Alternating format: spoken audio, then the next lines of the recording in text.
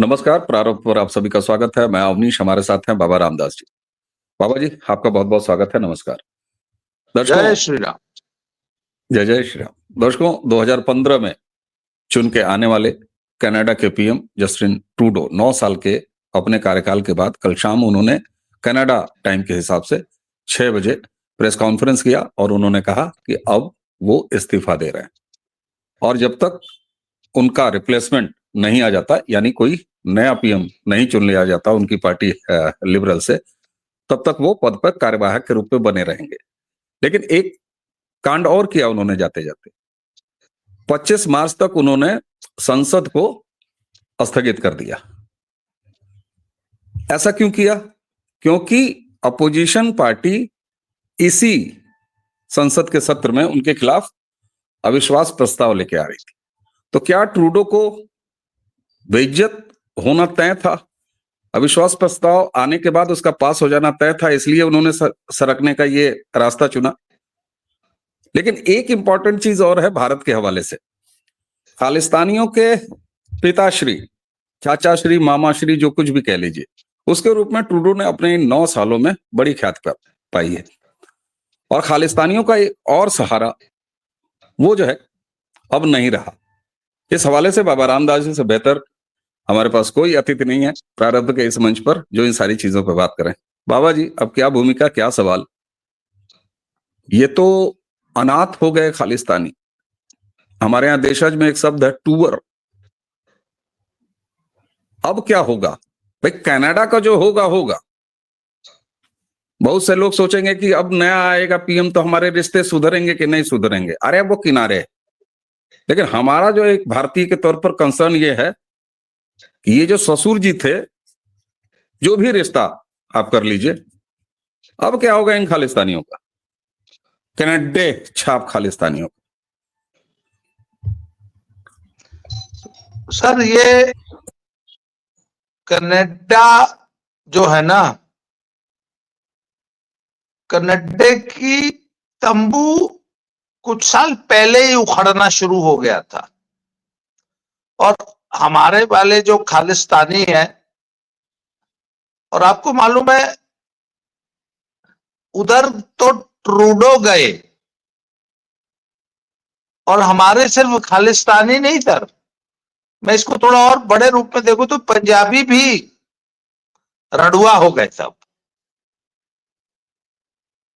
अभी आज की स्थिति यह है कि जब से कनाडा बर्बाद हुआ है, वहां जब से भूखमरी आई है, अब पंजाबियों को जाने की ठौर नहीं है।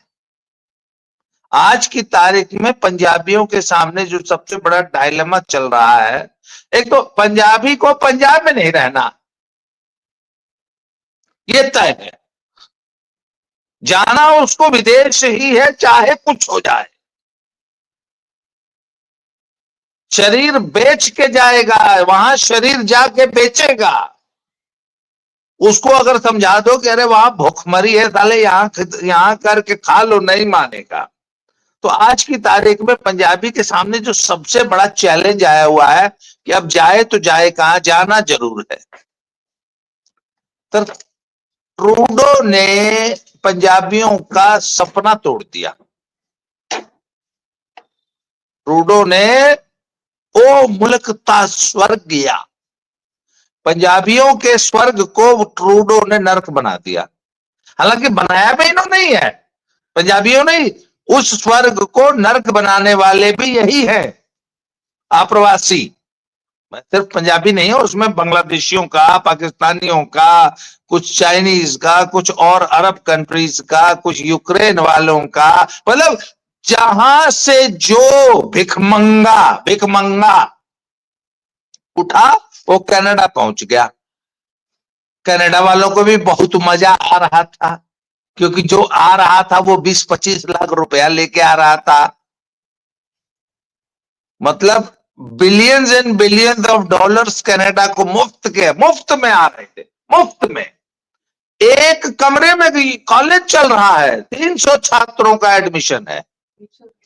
अब 300 छात्रों को कहां बैठा के पढ़ाएंगे? एक हॉल किराए पर ले लिए हैं, हॉल किराए पर लेकर वहां पर क्लास चल रही है,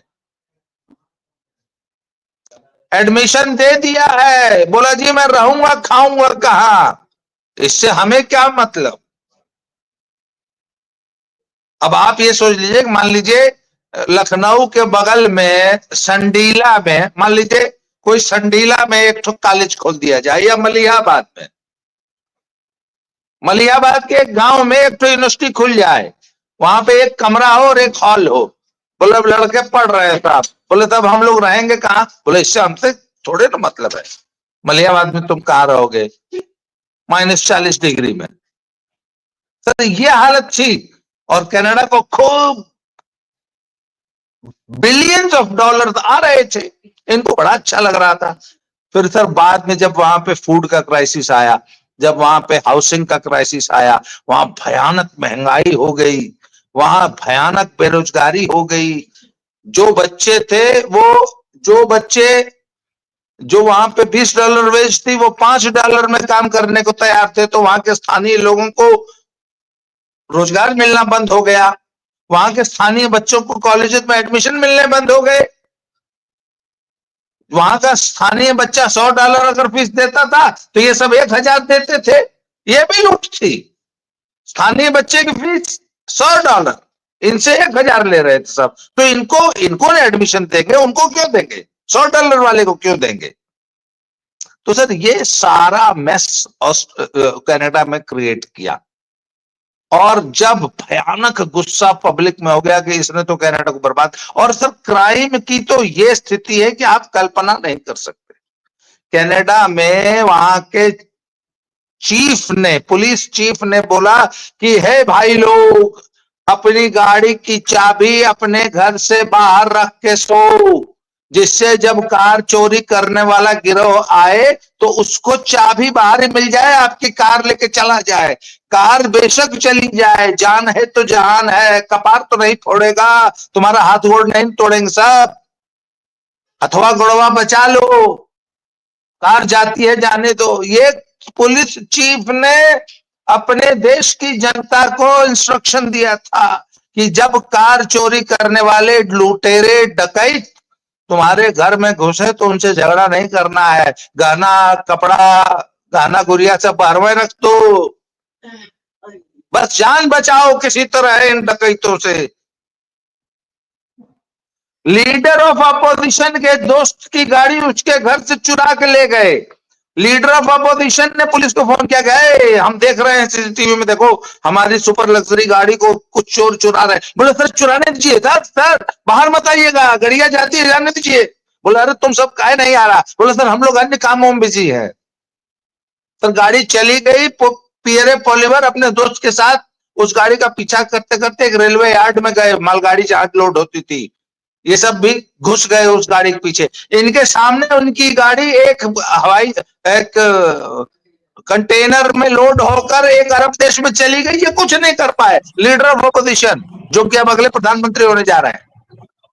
ये हालत बना दी थी कनाडा की, बना दी है ट्रूडो ने। तो सर जब जो आदमी इतना अलोकप्रिय हो जाएगा उसको तो जाना ही है, तो सर उनकी तो विदाई हो गई, सर चले गए, पर हमारे बेचारे खालिस्तानियों को, और सिर्फ खालिस्तानियों को नहीं, हमारे पंजाबियों को अनाथ कर गए। अब इस वक्त पंजाबियों को यही नहीं समझ में आ रहा है कि अब हम कहाँ जाएं, पंजाब में तो रहना नहीं, क्योंकि ये मुल्क था नर्क किया, इस मुल्क को नर्क किसने बनाया। कोई इनसे पूछे कि वो उस मुल्क तो स्वर्ग है पर तुम्हारा मुल्क नर्क क्यों बना। अब नहीं करोगे रोज हड़ताल, अब नहीं करोगे रोज खालिस्तानी खालिस्तान जिंदाबाद, अब नहीं बम फोड़ोगे रोज रोज, क्यों। तो सर अब बात यह है कि सिर्फ खालिस्तानी अनाथ नहीं हुए हैं, पंजाबी अनाथ हुआ है। ओ मुल्क था स्वर्ग गया, उन स्वर्ग जो है नर्क बन गया है, अब क्या करेंगे। ठीक बात सर। पिछले कुछ सालों में पंजाब में सिर्फ एक इंडस्ट्री चलती थी, इमिग्रेशन इंडस्ट्री, बाकी सब बंद था, बिजनेस के नाम पे जीरो, हर चीज के नाम पे जीरो। कौन सी एक, हर तीसरी दुकान आइलेट्स की दुकान, हर तीसरी दुकान वीजा, स्टूडेंट का वीजा लगवाइए, पैसे बाद में देना, पूरे परिवार के साथ घर द्वार गहना गुड़िया हवेली कोठी जमीन जायदाद बेच के स्वर्ग पहुंचिए, पंजाब में सब कुछ बेच दीजिए। चला यूपी में 50 लाख रुपए को 50 लाख रुपए में 1 एकड़ खेत नहीं मिलता हमारे गांव में, मेरे गांव में। तो पंजाब में 25 लाख रुपए को कुकुर नहीं पूछ रहा है। महापुर गांव की 1 एकड़ जमीन बेच के पंजाब में 2 एकड़ खरीद लीजिए। एक जमाना था कि पंजाब में लोग 1 एकड़ जमीन बेच के तराई में 30 एकड़ खरीदते थे। आप तो तराई में आपका तो बचपन बीता, आपने देखा। पंजाब में 1 एकड़ जमीन बेचते थे तराई में, और राजस्थान में और यूपी में 20 एकड़ खरीदते थे। आज उसी तराई में 1 एकड़ बेच के, सर उसी तराई में 1 एकड़ बेचेंगे तो पंजाब में 3 एकड़ आएगी। बिल्कुल सर, इसी किच्छा, सितारगंज, खटीमा, जसपुर, गदरपुर, भाजपुर में ये हमने आंखों से होते हुए देखा है। पंजाब से कोई परिवार आता था और पता चला यहाँ पूरा फार्म, वहां 1 एकड़ बेचा, यहाँ फार्म खड़ा कर लिया, ऐसा होता था। तो इस पंजाब का जो बेड़ा गर्क किया, पंजाब को जो उजाड़ा, पंजाब को जो बर्बाद किया, वो कनाडा के खालिस्तानियों ने किया ना। वो जो कनाडा अमेरिका में बैठ के यहाँ पे कभी जो है रेफरेंडम चला रहे हैं, कभी खालिस्तान जिंदाबाद की रैलियां कर रहे हैं, कभी जो कारों के पीछे भिंडरा वाले की फोटो लगा के बोलते थे लगता है फिर आना पऊ। जुमला क्या था? लगता AK-47 लेके बैठे हैं, कारों के पीछे AK-47 का पोस्टर चिपका के घूमते थे सब, लगता है फिर आना पऊ। वाह क्या बात है, ये हालत है सर जी। बिल्कुल सर। अच्छा, खाली एक अब्बा नहीं मरे हैं, एक तो इनके अब्बा दुनिया भर के थे, मतलब कितने अब्बा। हाँ, सिर्फ एक ही अब्बा टूटो चचा ही इनके नहीं मरे हैं, मतलब प्रथम डैडी नहीं है। इधर जो है आप देखिए तो पाकिस्तान, ये जो है तालिबान वाले चहेट रहे हैं, उनका अलग हिसाब है। वो खुदाई में परेशान है, वो इतने ज्यादा परेशान है कि वो पाकिस्तानी यूट्यूबर्स को धमका रहे हैं। हमारे आपके चैनल पर आना बंद हो गया है बेचारा, हमने बड़ा प्रयास किया कि बात कर लें, चलो एक चर्चा में शामिल कर लें, वहां का हाल क्या है। तो उनको थाना चौकी बुला बुला के हड़काया जा रहा है कि किसी इंडियन को बुलाया या किसी इंडियन के चैनल पर गए तो तुम्हारा जो है, तो वो तो इस कामों में उलझे हैं, उनके लिए अब कहाँ खालिस्तान। उधर ट्रम्प चाचा जो है 20 तारीख को आने वाले हैं। ट्रम्प चाचा ने कनाडा वाले इनके अब्बा को कहा था कि भैया 20% का लगाएंगे। अच्छा, कहा तो उन्होंने भारत को भी है, ये बात नहीं है। अच्छा, बहुत सारे लोग कहते हैं कि साहब कनाडा जो है वो कोविड के बाद बड़ा टूट गया। अकेले कनाडा में कोविड आया था? है, अकेले कनाडा में तो कोविड नहीं आया था सर, भारत में भी कोविड आया था। खैर, सारे अब्बू एक साथ क्यों परेशान हो गए इन खालिस्तानियों के। और अब ये जो खालिस्तानी पार्टी की एक दुकान खुली है, इसका क्या रिलेशन है? उधर अब्बू सारे परेशान और इधर जो है वो बच्चा जो है खालिस्तानी बच्चा, जो दोनों हाथों में टुनटुनाता था लेके बैठ के, वो जो है वो खालिस्तानी पार्टी बना के पंजाब में बैठा है। तो एक तरफ सारे बाप जो है किनारे लग गए और लड़का बेचारा जो है चना बेचता हुआ नजर आ रहा है। ये क्या चक्कर है सर? आपको याद होगा 70 और 80 और 90 के दशक वाला जो आतंकवाद था, वो ISI जियाउल हक के रिजीम में जो वो खालिस्तान और कश्मीर ब्लीड इंडिया वाले प्रोजेक्ट में इनको फंडिंग, इनको रुपया पैसा और इनको पूरा हथियार सप्लाई का काम पाकिस्तान से होता था। आपको याद होगा कि ये तब फेंसिंग नहीं थी, पूरा 550 किलोमीटर का पाकिस्तान पंजाब का बॉर्डर खुला होता था, तो एकदम खुली आवाजाही थी। ठीक है। मुझे याद है सर, एक बार जिस ट्रक में गोल्डन टेम्पल में लंगर में के लिए राशन आता था, वो एक ट्रक आया राशन लेके, CRP ने उसको गेट पे रोक लिया। गेट पे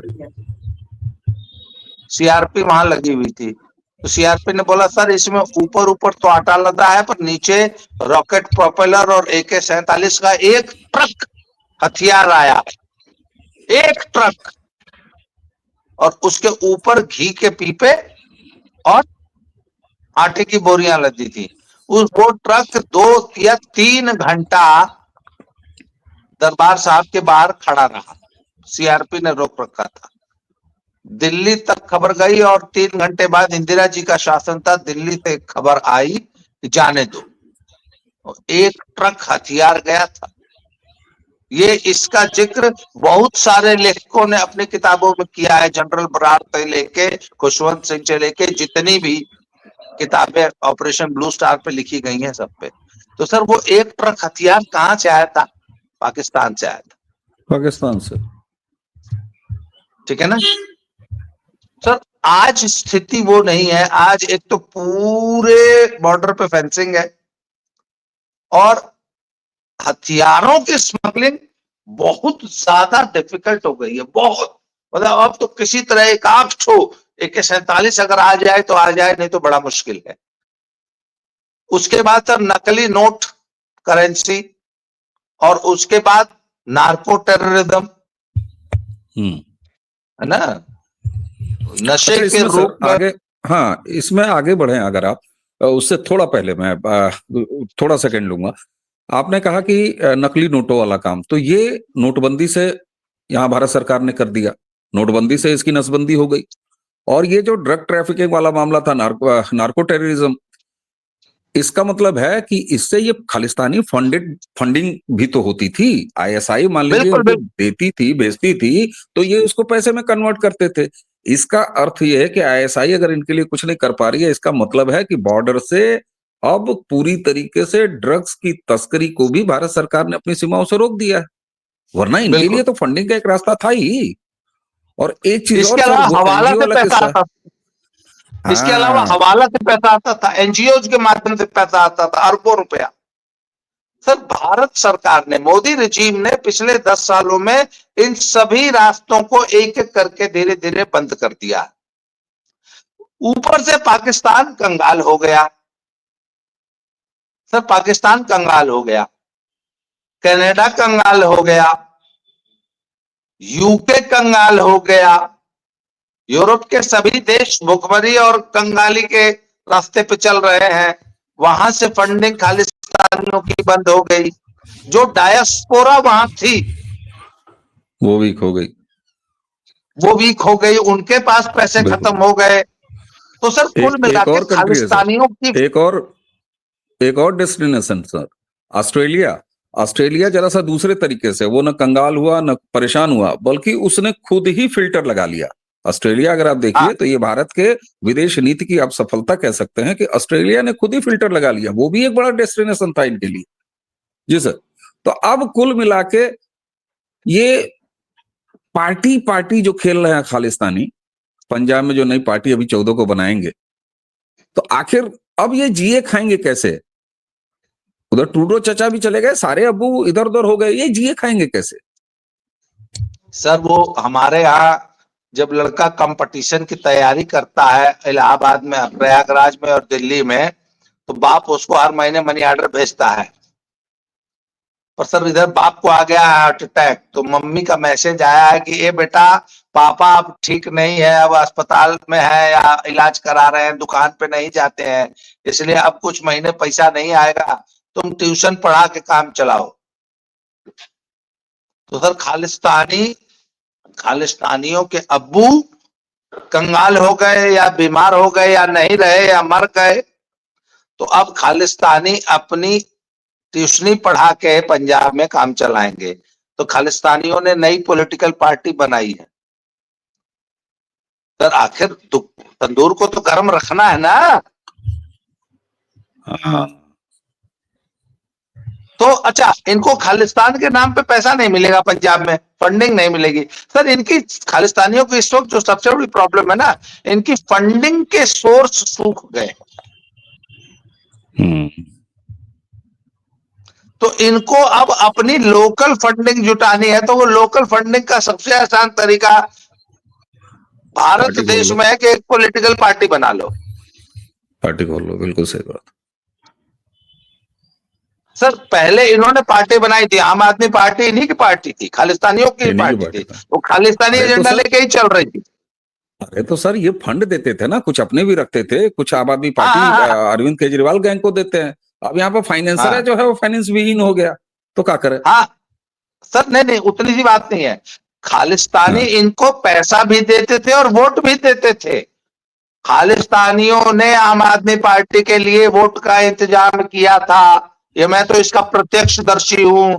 जिस खालिस्तानी को हम्म। कुकुर नहीं, जिस जिस आम आदमी पार्टी को पंजाब में कुकुर नहीं पूछता था, 3 महीने के अंदर आधा पंजाब झाड़ू झाड़ू झाड़ू झाड़ू झाड़ू उठा के जो है घूमने लग गया था। मेरी आंख का देखा हुआ है। तो आखिर इतना जन समर्थन अचानक कहां से आ गया? तो जितना पंथिक वोट था, पंथ जो है, जो पंथिक वोट था, वो रातों रात वो साफ ट्रांसफर दिखाई हो देता गया है था। सर। वो अकाली साफ दल दिखाई जिस तरह देता। कमजोर हुई, अकाली दल जिस हाँ तरह से कमजोर हुई, वो साफ दिखाई देता है कि वो कहां चले गए। कांग्रेस जिस तरीके से कमजोर हो गई, उससे दिखाई देता है वो कहां चले गए। तो सर वो ये सारा जो घालमेल है, तो आज की तारीख में सर मैंने आपको बताया, खालिस्तानी जो है वो अनाथ टूअर होके घूम रहा है, और जो है और पंजाबी है the whole. Sir Punjabi. Canada के बर्बाद होने की वजह से हमारा पंजाबी बर्बाद हो गया। सर आपको सही बात। मालूम है पंजाब का, एक मिनट, पंजाब का अरबों रुपया, खरबों रुपया, अरबों नहीं सर, खरबों रुपया पिछले 10 साल से पूरा पंजाब खाली हो गया, और पंजाब का सारा पैसा कनाडा चला कनाडा। गया पिछले 10 सालों में। हम्म। अब वो पैसा जीरो हो गया है। अब वहां पे लगभग 10 लाख पंजाबी बच्चों पे डिपोर्टेशन की और बेरोजगारी, भूखमरी की तलवार लटकी हुई है। उन सबको बिल्कुल सर। वापस आना पड़ रहा है, नहीं तो वहां भूखे मर जाएंगे सब, बिल्कुल भूखे सर, मर इनकी जाएंगे। स्थिति वही हो गई। इनकी स्थिति अब अंत में यही कहना है कि न खुदा ही तो मिला, न पंजाब का मिसाले तो, सनम, न इधर के रहे नहीं न नहीं, उधर के सनम। पंजाब की सारी इन्वेस्टमेंट डूब गई ना सर। तो यहां तो कंगाल कर दिया गया। ये कौन सा पाप किया इन्होंने? मतलब इससे बड़ा देशद्रोह क्या होगा कि अपने को बर्बाद हाँ करके तुमने जो है वो लेके कहीं और गए। इसीलिए मैंने कहा कि ना इधर के रहे ना उधर के रहे। अब किस हाल के हैं ये? वही अनाथ बच्चे हैं। अब इनके भविष्य क्या है? इनके डैडीज जो है वो पूरे विश्व में जितने डैडीज थे, अच्छा माहौल खिलाफ है। वो कह रहे हैं ना कि आजकल माहौल खिलाफ है साहब। इधर ट्रम्प चचा आ रहे हैं, माहौल खिलाफ है। यूके वाले जो इनके एक और अब्बू हैं, उनके खिलाफ भी दुनिया भर का माहौल खराब है। यहाँ मोदी, मर जा मोदी, मर जा मोदी, मर जा मोदी, वो हुआ नहीं साहब। 2014 में नहीं हुआ, 2019 में नहीं हुआ, 2024 में फिर नहीं हुआ। तो कुल मिला के अब इस अनाथ खालिस्तानी नाम के बच्चे का भविष्य क्या होगा? ये टूर ऐसे ही घूमेगा, या इसे कोई नया बाप मिल पाएगा, या इन्हें जनता भी पूछ पाएगी? आपने बेहतर कहा, खालिस्तानियों ने कोशिश तो बहुत पहले से की पंजाब में, लेकिन कभी जनता का बड़ा समर्थन इनको नहीं मिला। लेकिन हाँ, हम ये भी नहीं कह सकते कि शून्य समर्थन इनको मिला है, क्योंकि इसी लोकसभा चुनाव में 2 सांसद खालिस्तानी जीत के आपकी संसद में पहुंचे हैं। तीसरा जीतते जीतते बचा है। ऐसा नहीं है कि अचानक हुआ है। सिमरनजीत सिंह मान ये पहले से भी करते रहे हैं, तो इसलिए थोड़ी ही संख्या में लेकिन समर्थन जरूर मिला है। और ये जो खालिस्तानी पार्टी आई है, यह सिद्ध करेगी, इसको मिलने वाले एक एक वोट ये सिद्ध करेंगे। ये एक तरह का सर्वे होगा, सर्वेक्षण होगा कि पंजाब में एक्चुअल खालिस्तानी माइंडसेट को सपोर्ट करने वाले कितने लोग हैं। बहरहाल खालिस्तानी जाने उनका नया अब्बा कौन होगा, किसको अपना बाप बनाएंगे। बहरहाल उनका ट्रूडो बाप तो गया। बाबा जी आपने हमें समय दिया, आपका बहुत बहुत धन्यवाद। दर्शकों इसी के साथ हमें और बाबा जी को आज्ञा दीजिए। प्रणाम।